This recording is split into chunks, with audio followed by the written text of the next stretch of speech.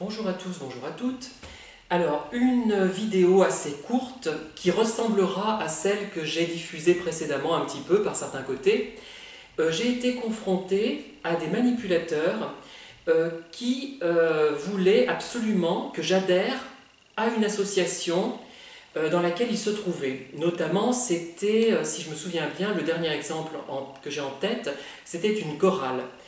Le manipulateur en question allait quitter la ville, il avait terminé sa formation, et il voulait absolument que j'adhère à cette chorale.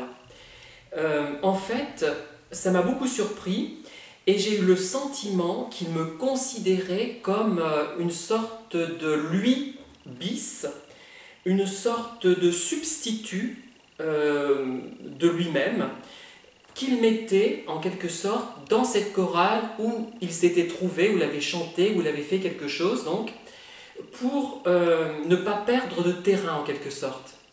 Je ne sais pas si vous voyez où je veux en venir, mais c'est assez intéressant, je trouve.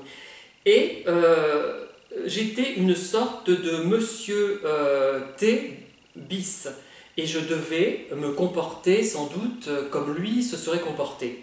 Alors l'avantage c'était donc de marquer son terrain, son territoire, de ne pas perdre un territoire qu'il avait acquis en quelque sorte.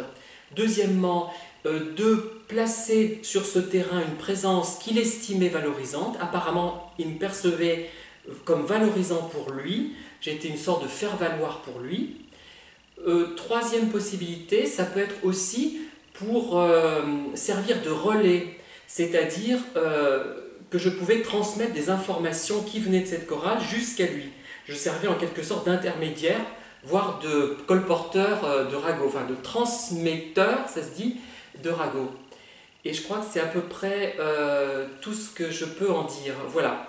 Donc je ne sais pas ce que ça vaut, mais je trouve que c'est intéressant. Et cette idée m'est venue à l'esprit quand j'ai repensé à certains comportements que j'avais pu observer avec mes manipulateurs préférés. Voilà, je vous remercie, je vous dis à bientôt.